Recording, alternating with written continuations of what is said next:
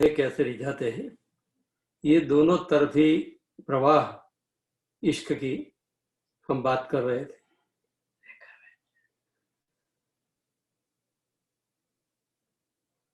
आज जो चौपाई हम लेते हैं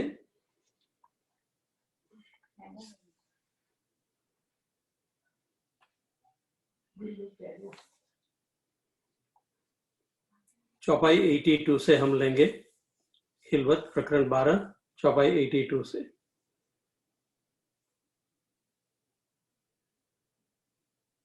कैसा हाल है तुम्हारा, जो इश्क का हाल हमारा पर आतम में जब खेलते थे वहां था, और अब कैसा हाल है। Compare and contrast. कैसा हाल है तुम्हारा, हो कैसे वतन में तुम। अपनी इनर क्वालिटीज को याद करें। ये जो अभी राजू भाई ने कितने सारों ने पटोड़ी पहनी, उन सब के नाम बताए, और उन लोगों ने उस हाल को पा लिया, तभी उनको वो हाल यहां अनुभूति में आनंद दे रहा है। कैसा हाल है तुम्हारा, हो कैसे वतन में तुम। कौन बड़ाई तुम्हारी, हाय हाय आवे न याद कसम। तुम्हारी धाम में बड़ाई कैसी है, फिर भी राज्य याद नहीं आ रहे हैं, धनी याद नहीं आ रहे हैं। ये कैसी बात है।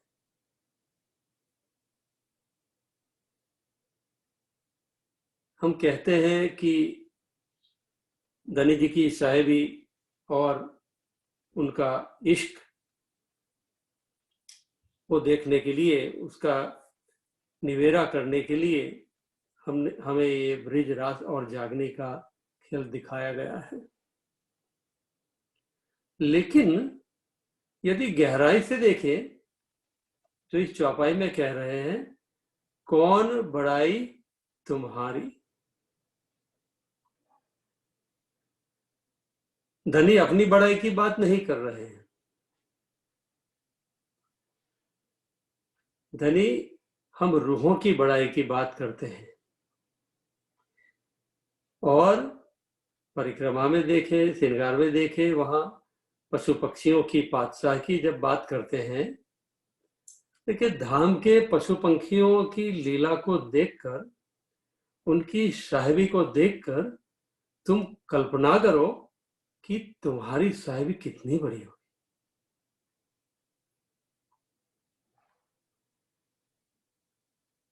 यहां इस खेल में भी आए हैं।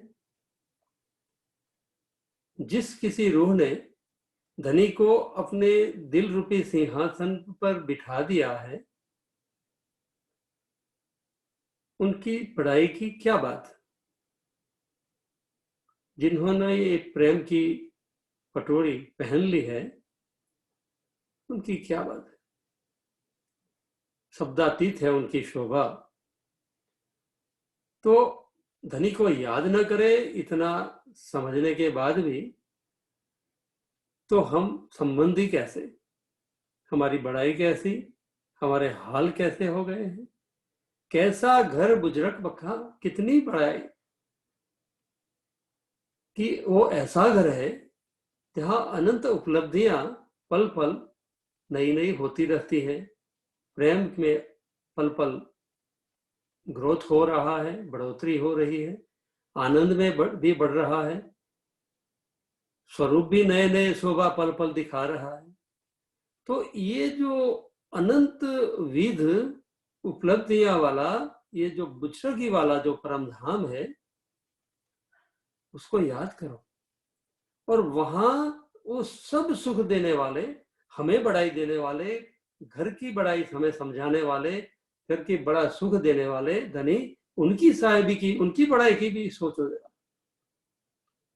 यदि हम उनकी बड़ाई का एक गुण हमारे दिल में उतार लें तो ऑटोमेटिकली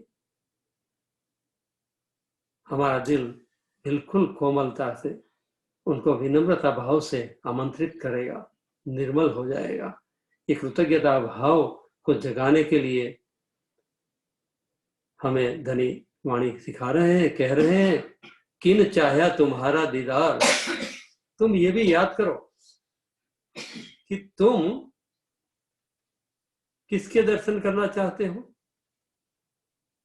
मेरे, धनी के। और सारी दुनिया किसका दर्शन करना चाहती है? तुम्हारा।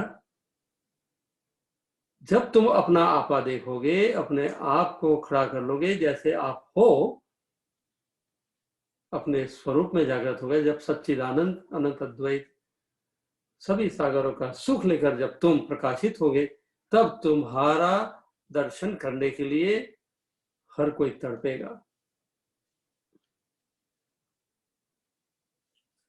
कैसी तिनकी है गुजर की, कैसी जिमी थी कुफर की, और कैसी थी अकल।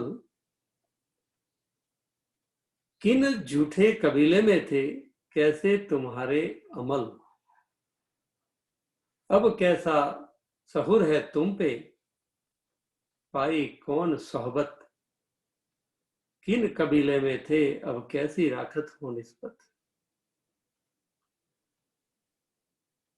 यहाँ धनी हमें चैलेंज कर रहे हैं कि मैं आया हूं, तुम्हारे पास हूं, तुम देखो तो सही। देखो, बहुत ही सुंदर बात करते हैं धनी परिक्रमा ग्रंथ में।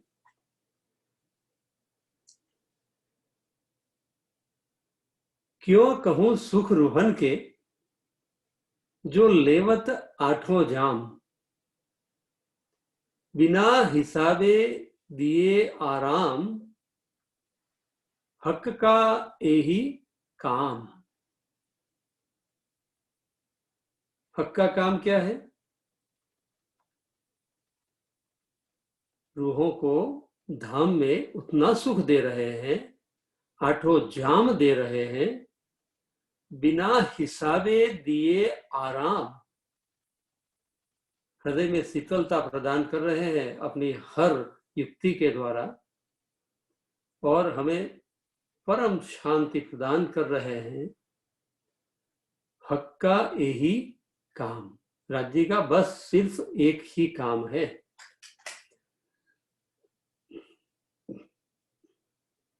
हमें राज्य एक और हमारा काम बता रहे हैं कि तुम्हारे अमल को भी याद करो और मेरे अमल को भी याद करो।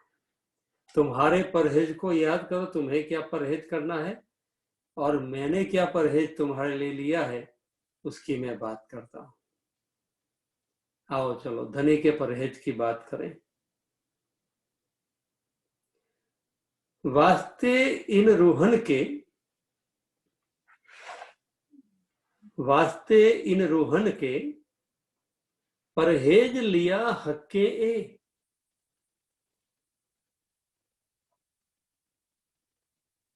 हम तो जब परहेज की बात आती है तो हमें करना है, हमें करना है, ये बात करते हैं। लेकिन ये आशिक हमारे धनी ऐसे हैं जो हमें सुख देने के लिए वो भी परहेज करते हैं, वो भी फास्टिंग करते हैं, उपवास करते हैं। किस बात का उपवास करते हैं, किस बात का संयम करते हैं? देखिए, वास्ते इन रूहन के, परहेज लिया हक्के ए।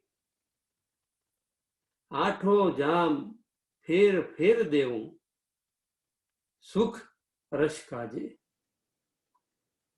कि मैं परहेज लेता हूं आज से, ये मेरा नियम है आप सबके लिए,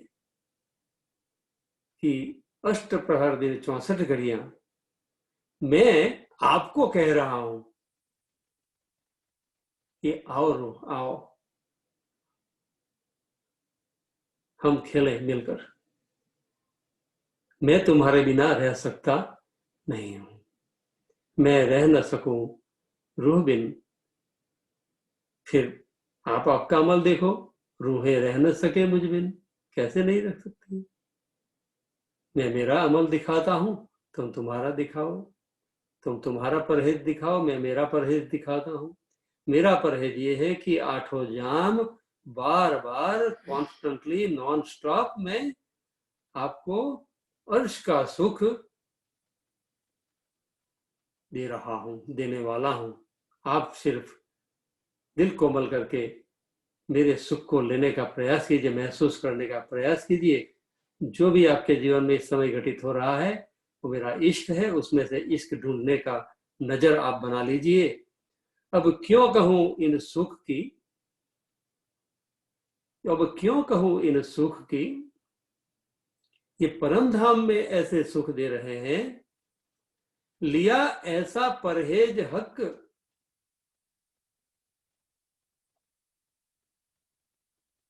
जैसा बुजरक साहिब सुख भी तिन माफक। और मेहर सागर में भी कहते हैं, मेहरे देत आप माफक।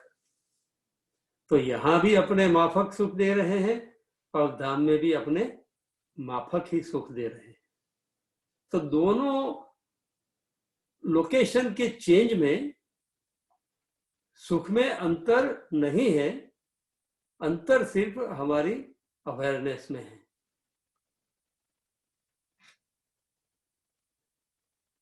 जैसा बुजरक साहिब सुख भी तिन माफक, ये कॉन्फिडेंस है हमें यहां।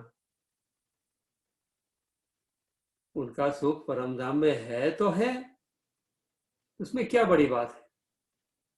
ये सुख मुझे इस समय दे रहे हैं और ये कह रहे हैं कि जितनी मेरी महिमा है, बड़ाई है, मेरी महिमा और बड़ाई तभी सिद्ध होगी जब उसके सुख, सब विद वतन के सुख मैं तुम्हें इस घड़ी में, इस जागने लीला में प्रदान करूं। ये सुख इन कहनीय में क्यों किए न आवत। ये जो धनी ने परहेज किया है हमारे लिए,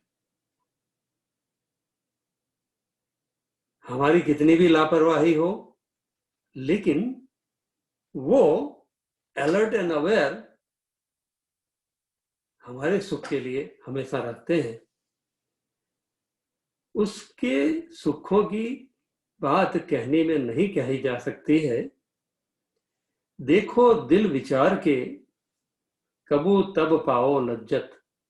यदि उसका हम थोड़ा चिंतन करें तो हमें उसकी खुशबू यहां आ सकती है, मिल सकती है। आराम अर्श बक्कामिने, आराम अर्श बक्कामिने हक दिल दे देवे सुख। ये सुख इन आकार से क्यों कर कहूं इन मुख। परम धाम में जो आराम, परम शांति हमें प्रदान कर रहे हैं,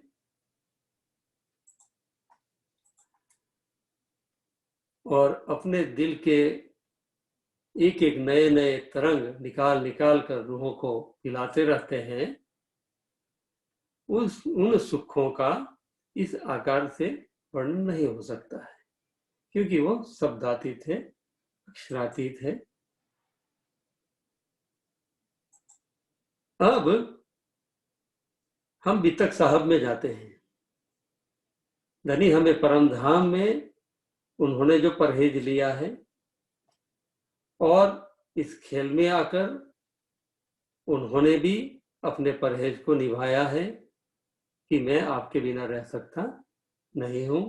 तभी हमसे, हमको खेल देखावन काज, हमसे पहले आए श्री राज। हमारे से आगे आ गए वो।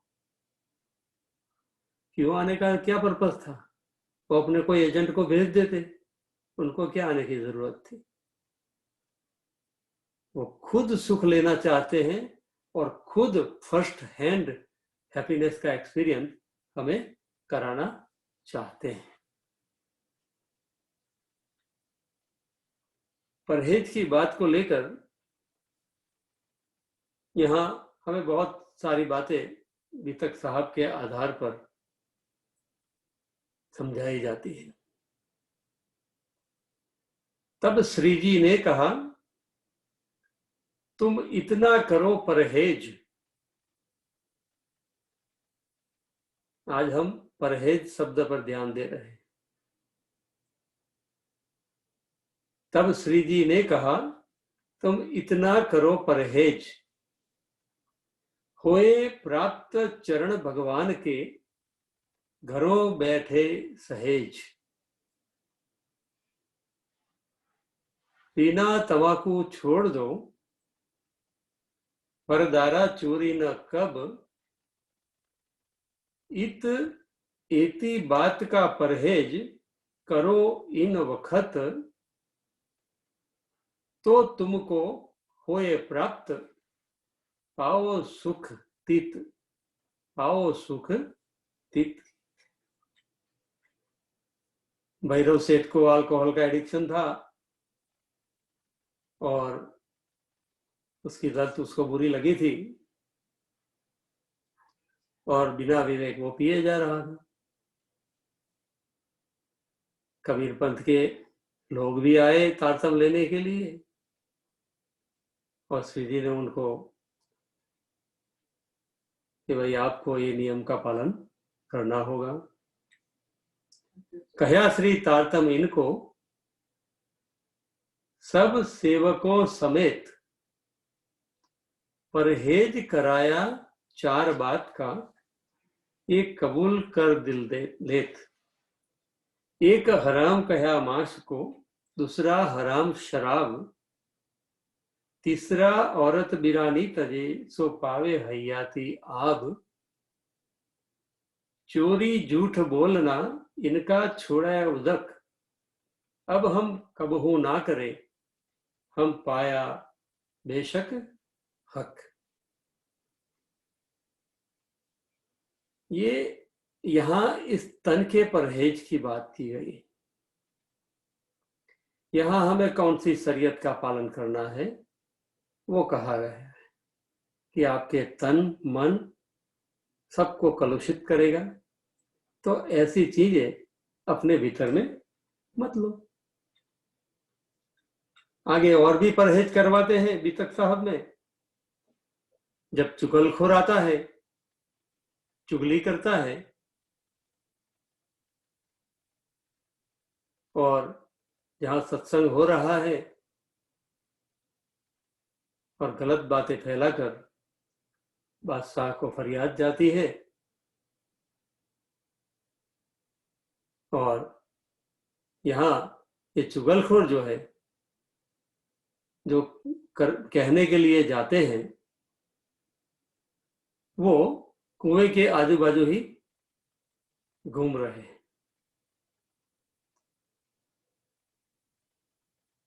तब उन्हें कोई शख्स आकर खड़ा हो जाता है, पूछता है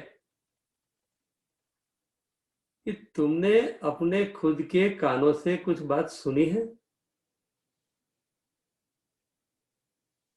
कि आप ये चुगली करने जाते हो? अर्थात ये कानों का परहेज है, ये भी बात कहते हैं। और परहेज ऊपर कितना ध्यान देना है, कौन से परहेज पर कितना अधिक फोकस करना है, ये हमें वाणी बताती है कि ठीक है, आज तो ज्यादातर लोगों को ये सब चारों चीजें हैं, तो उसमें से बहुत कुछ चीजों का परहेज नहीं रखते ही है कुछ लोग, लेकिन सबसे बड़ा परहेज जो है वो सत्य के पालन का है। और सत्य के पालन में भी हमारे व्यवहार में प्रामाणिकता का जहां प्रश्न आता है, तो हमें बिल्कुल मजबूर करता है कि अभी मुझे इम्प्रूवमेंट की जरूरत है। तो शरीयत, तरीकत, हकीकत और मार्फत, इस सभी स्तर पर अलग अलग परहेज होते हैं। सुंदर साहब, ये चारों को कर्मकांड, उपासना, ज्ञान और विज्ञान, इन चारों को अलग अलग डिपार्टमेंट समझते हैं। सेवा पूजा में कहा है मनसा वाचा कर्मणा श्री जुगल चरण की आस। मतलब क्या? शरीर से भी कुछ करना होता है, कुछ मन से भी करना होता है, कुछ वचन से भी करना होता है, कुछ दिल से भी करना होता है। तो किसी भी मनुष्य को कुछ भी क्रिया कर्म किए बिना, अर्थात अपने जीवन में कुछ नियम बनाए बिना कुछ सफलता मिलती नहीं है, कोई सुख मिलता नहीं है। तो वो करना होता है, आवश्यक है। ये हमारे जीवन का एक भाग है। तो कर्मकांड जो है, अर्थात जो हम रिपीटेडली करते हैं, कोई भी मनुष्य, वॉट एवर वी रिपीट, उसको क्या कहते हैं? कर्मकांड। लेकिन कर्मकांड की पूर्णता जो है, वो उसमें उपासना का भाव जब हम अंदर डालते हैं, उसकी प्रॉपर विधि से डालते हैं कि सदगुरु चितवन करना, बैठना है, सदगुरु का आह्वान करना है, उनको आमंत्रित करना है, उनके चरण कमलों में प्रणाम करना है। ये सब तरीकत, चितवन की विधि सिखाई जाती है, मंथन की विधि सिखाई जाती है, सेवा पूजा की विधि सिखाई जाती है। ये सब हमारी तरीकत है, लेकिन वो करनी है हमें। यदि ना ही करेंगे, उसके लिए एक्सक्लूसिव टाइम नहीं निकालेंगे, तो हमें उसका जो लाभ मिलना चाहिए हायर लेवल का, वो नहीं मिल सकता है। तो कर्मकांड भी आवश्यक हो गया, उपासना भी आवश्यक हो गई। लेकिन अब सेवा पूजा करते हैं, तो सेवा पूजा की वास्तविकता क्या है? ये हमारे स्वरूप के साथ ही खेलने की, आनंद की, प्रेम और आनंद की लीलाएं हैं, उसी को ही हम याद करते हैं।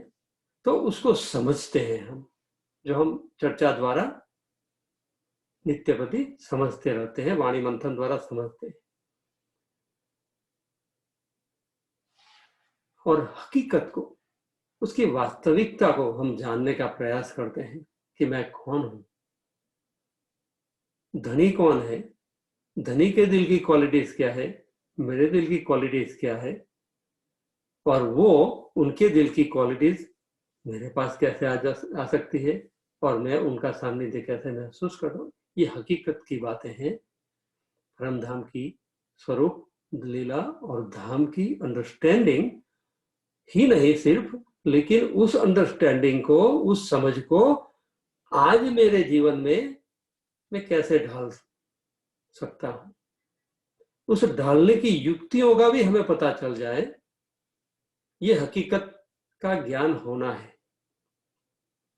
सिर्फ परमधाम की बातें समझ लेने से और उसको यहां अवतरित करके उसका रस लेने की यदि युक्ति नहीं आती है हमें, तो उसका फायदा क्या? तो ये हकीकत हुई। और हकीकत क्या क्या है कि उस परमधाम के ज्ञान को लेकर हमने उपासना की, सेवा पूजा की विधि बनाई, और वो एक्चुअली हम करते हैं। तो शरीयत भी हुई, तरीकत भी हुई, और हकीकत भी हुई। और ऐसी घड़ियां हमारी साधना की होती हैं जिसमें हम धनी के दिल तक पहुंच जाते हैं, और फिर उनके दिल से फिर एक और ताकत लगाते हैं, जोश का धक्का, और फिर वापस बाहर करते हैं, अपने को अलग करते हैं। लहरों को सागर भीतर में लेता है तो मारिफत कहलाती है, बाहर निकालता है हकीकत कहलाती है। तो ये चारों एक ही स्वरूप बन जाते हैं। कई सुंदर साथ कहते हैं कि हम कर्मकांड में नहीं मानते हैं। हम क्या नहीं मानते हैं कि सिर्फ कर्मकांड को ही प्राधान्य देकर, प्रधानता देकर, वास्तविकता को ऊपर ध्यान ही न देना, उसको कहते हैं जड़ता। ये कर्मकांड के भीतर में घुस गई जो जड़ता है, और उसको जड़ता को लेकर हमें कुछ भी उपलब्धि नहीं हो सकती है। ये शरीर भी है हमारा, यदि एक ही जगह पे बैठा रहे तो वो भी खत्म हो गया, बहुत जल्दी खत्म हो जाएगा। उसे कोई यहाँ का सुख जीवन का नहीं मिल पाएगा। तो इट इज टोटल शरीयत, तरीकत, हकीकत और मार्फत, they build on each other. सब एक दूसरे के परस्पर सहयोगी बना लेना है हमें, चारों को हमें तारतम्य बना लेना है। तो इसलिए सेवा पूजा जब हम करते हैं, हमारी जो नित्यक्रम की विधि करते हैं, उसमें हम सब कुछ मैकेनिकली नहीं करते हैं। फिजिकली हम करते हैं, लेकिन इमोशनली भी करते हैं। फिर पूरा जीव अंदर समर्पित करके करते हैं। प्रेम सेवा द्वारा हम अभिव्यक्ति करते हैं, ज्ञान द्वारा करते हैं, फिर चित्वन द्वारा करते हैं। तो ये हमारी साधना का पूर्ण स्वरूप है। और प्रेम की अभिव्यक्ति भी देखो, हम प्रेम के ऊपर ध्यान देकर अभी सत्संग कर रहे हैं, तो हम जो नवरंग स्वामी की जो अर्जी है उसमें वो बार बार कह रहे हैं, और उस ग्रंथ का नाम भी उन्होंने दिया है रस सागर। कहते हैं, दीजिए प्रेम पीयू साथ को, प्रीतम पट उड़ाए, ज्यों जागे हम धाम में, मूल मिलावे जाए। दीजिए प्रेम पीयू साथ को, मेट पिंड ब्रह्मांड, जिहां के तहां हम जागिए, कीजिए लीला अखंड। हे प्रियतम, हम सुंदर साथ के माया के अंतरपट दूर करके हमें आपका प्रेम प्रदान कीजिए, ताकि हम आप ही के प्रेम के सहारे जागृत होकर मूल मिलावे में पहुंच सके। हमारे दिलों में प्रेम की ऐसी ज्वाला प्रकट कर दीजिए धनी, ताकि हम पिंड ब्रह्मांड को फोड़कर हम जहां हैं वहीं अखंड लीला में जागृत हो जाए। यहां ध्यान करने वाली बात है, पिंड ब्रह्मांड को फोड़कर, निराकार के पार होकर, अष्टावरण के बंधनों से को तोड़कर। कैसे अष्टावरण के बंधन को तोड़ने कैसे तोड़ सकते हैं?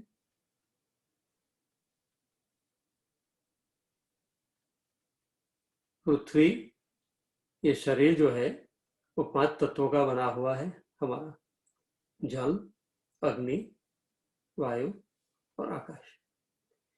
ये जो तत्व है वो जब हम ये प्रेम में जब हमारा दिल जुड़ जाता है तो शरीर की सुध-बुध भी चली जाती है। अर्थात आज हमने समय निकाल के अभी हम बैठे हैं सत्संग में, तो हमने पूरे शरीर को यहाँ उपस्थित कर दिया है। 100% हम यहाँ हैं। किसी भी शरीर की लिमिटेशन भी है, फिर भी जब कोई निकल जाता है, जिसे प्रेम की तड़प लगी हो, विरह की अग्नि जिसके दिल में प्रकट हुई हो, तो उनको ये 5 तत्वों का आवरण रोक नहीं सकता है, उसको कोई दीवार रोक नहीं सकती है। उसको मन के तरंगे, विचार, तर्क वितर्क धनी के मार्ग पर जाने से रोक नहीं सकते हैं। उनके चित्त को, उनकी बुद्धि को भी ऐसा कोई विचारने का अवकाश नहीं मिलता है कि पिया की बंसी की नाद सुनाई दे रही है, बुद्धि का आवरण भी हट जाता है और जागृत में चला जाता है। और अहंकार अंतिम आवरण सबसे बड़ा जो है, और हर आवरण एक दूसरे से 10-10 गुणे ज्यादा बड़े बताए जाते हैं। ये पिंड ब्रह्मांड फोड़ने की बात जो है, वो जब हम प्रेम से जुड़ जाते हैं धनी का, यहाँ कह रहे हैं अर्जी में कि धनी आपका प्रेम हमें मिल जाए तो हम पिंड ब्रह्मांड को फोड़कर जहां है वहां बैठ जाए खड़े होकर। तो जब हमारा हम ही नहीं रहा, यहाँ का अस्तित्व ही नहीं रहा, मैं खुद ही नहीं रही, और आप धनी की मैं लेकर हम बैठे हैं धनी, और आपके प्रेम की डोरी को हमने पकड़ लिया है, आप हमें ले जाइए। दीजिए प्रेम पीयू साथ को, लीला जागनी कर, अक्षर जागे जुगत सो, हम जागे अपने घर। दीजिए प्रेम पीयू साथ को, छोड़ी निराकार आकार, हम करे झीलना जाग के, सजी नवल सिंगार। दीजिए प्रेम पीयू साथ को, आप आए अंग संग, मूल मिलावे बैठ के, कीजिए हास रस रंग। हे प्रीतम, जागने लीला करके हमारे उस मूल प्रेम को जगा दो, जिससे अक्षर ब्रह्म अपने स्वप्न में से जग जाए और हम अपने घर में जग जाए। आप जो हमारे दिल से अदृश्य हो गए हो, अब उस अंतर ध्यान लीला को बंद करके हमारे भीतर प्रेम जगा दो, ताकि दिव्य इश्क के नए श्रृंगार सजकर हम यमुना जी झीलना का आनंद ले पाए। हमें आपके सानिध्य का ऐसा एहसास कराओ कि जिससे आप और हम प्रेम हास्य रस के रंगों में मदहोश हो जाएं। दीजिए प्रेम पीयू साथ को, लीला जवानी जोर, देखे सुबग सिंहासने, जीवन जुगल किशोर। हे समर्थ धनी, हमारे अंदर आत्म जागने लीला का आप ऐसा जोश भर दो कि हम नूरी सुंदर सिंहासन पर बैठे आप युगल स्वरूप के दर्शन कर पाए। आप हमारे मंगल स्वरूप पर, आप हमारे मंगल स्वरूप सब विद समर्थ भरतार हो। अतः इसी वक्त अपना मंगल मुखारविंद दिखाकर हमारे अंतरपट मिटा दीजिए। सुनत पुकार सब साथ की, रसिक जीवन श्री राज, अब हठ न हठी कीजिए, मेटो साथ की दाग। हे रसिक जीवन श्री राज जी, सुंदर साथ के दिल की इस पुकार सुनकर विरहाग्नि को शांत कीजिए, अब हठ न कीजिए। दाम के धनी, हम सुंदर साथ का को आपके सन्मुख कर लीजिए।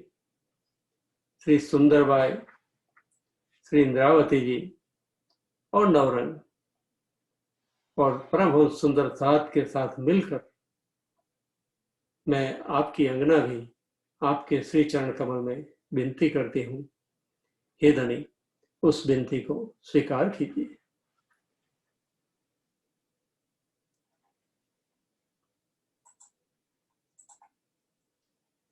सुंदरता जी,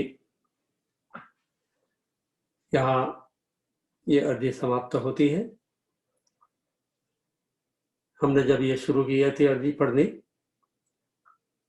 तो एक केंद्रीय विचार ये था कि वाणी मंथन और रहने की कोई भी एक्टिविटी का सार जो है, हमारा सत्संग का जो सार है वो है कि धनी का इश्क कैसे मुझे मिले और इल्म का इश्क में कैसे ट्रांसफॉर्मेशन हो, रूपांतर हो। It is our only job in this Jagni Leela to convert इलम इनटू इश्क, धनी के प्रेम में। और वो होता है जो भी बात ज्ञान की हम समझते हैं, उनको बुद्धि में धारण करते हैं, फिर उसको हम हमारे कॉल फेल में डालते हैं और उससे हमें हमारा निजानंद हाल प्राप्त होता है। धनी की ओर से कोई कमी नहीं है, इस बात का हमें पूर्ण स्वीकार है। हमारी ओर से भी हम जो कर रहे हैं उसके लिए हमें आत्मगौरव होना चाहिए।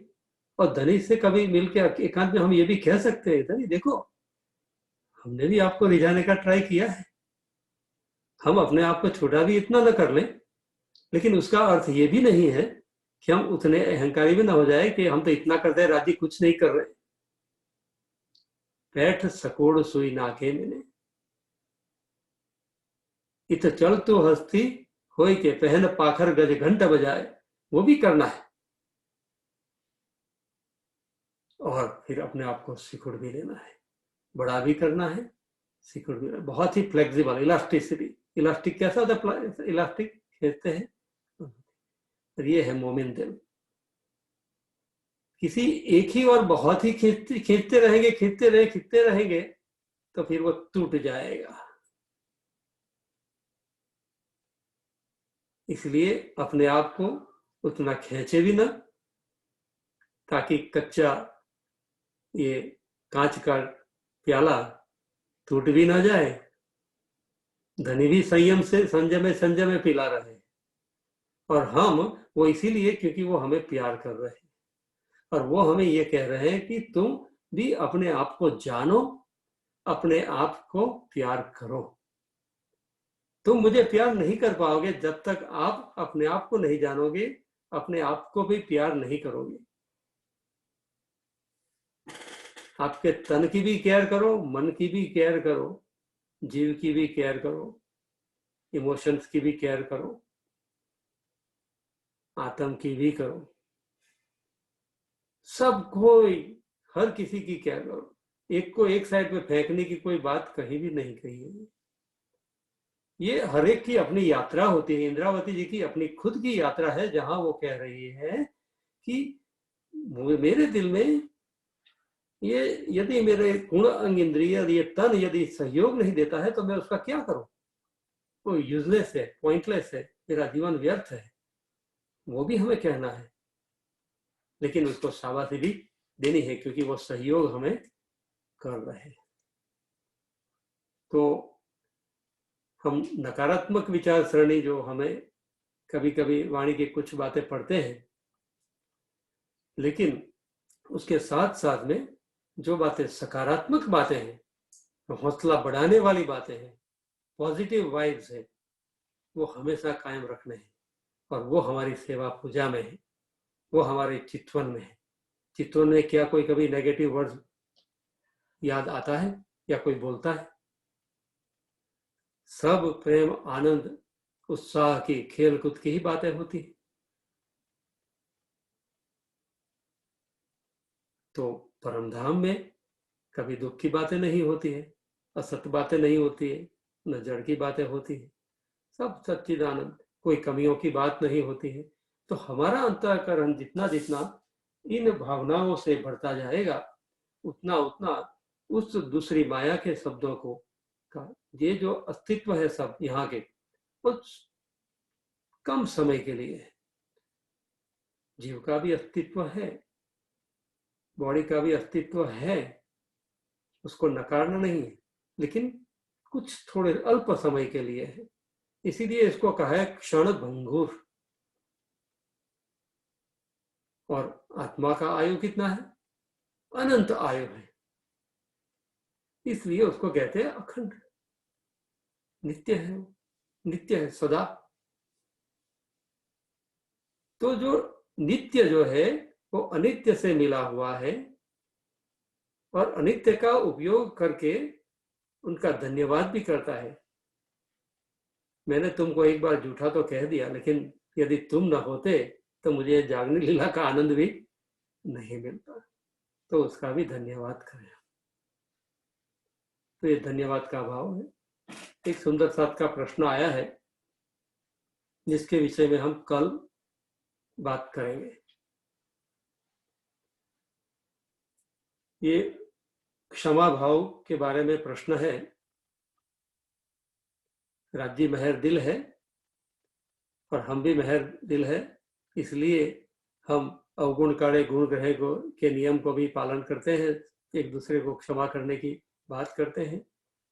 तो प्रश्न है कि क्षमा भाव के महत्व को मैं जानता हूं, समझता भी हूं, और जब कभी जरूरत पड़ती है तो मैं क्षमा कर भी देता हूं, लेकिन फिर भी भीतर में तो एक गांठ बनी ही रहती है। तो यदि एक कोई गांठ बनी रहती है तो फिर सच में तो क्षमा व्यक्त हुई नहीं। क्या इस गांठ के साथ मैं अपनी जागनी यात्रा में सफल हो सकता हूं या नहीं? प्रश्न सबको समझ में आ गया? कल मैं एक्सपेक्ट करता हूं कि हम शुरुआत करेंगे डिस्कशन से। सुंदर साथ, 2-3 सुंदर साथ एटलीस्ट तैयार हो जाए कि मैं क्षमा भाव का महत्व को समझता हूं और कर भी देता हूं, पर भीतर में, दिल में एक गांठ तो बनी ही रहती है। तो क्षमा सच में हुई या नहीं? क्या इस गांठ के साथ मैं अपनी जागनी यात्रा में आगे बढ़ सकता हूं, सफल हो सकता हूं या नहीं? सच्चा पूर्ण क्षमा भाव में निपुणता कैसे हासिल की जाए? How do I train my self? ये प्रश्न है कल आप सबके चिंतन के लिए। सुंदर साथ जी, इस पर आप विचार कीजिए, अपने एक्सपीरियंसेस को भी शेयर कीजिए, और मेरे दिल में थोड़ी बातें कुछ आई है तो मैंने भी संकलित करके रखी है, तो we will talk about that tomorrow. Purvi, please turn on your video so it can be recorded. Will do it. अर्जी बोलेंगे? बोलो श्री प्राणनाथ प्यारे की जय। पिया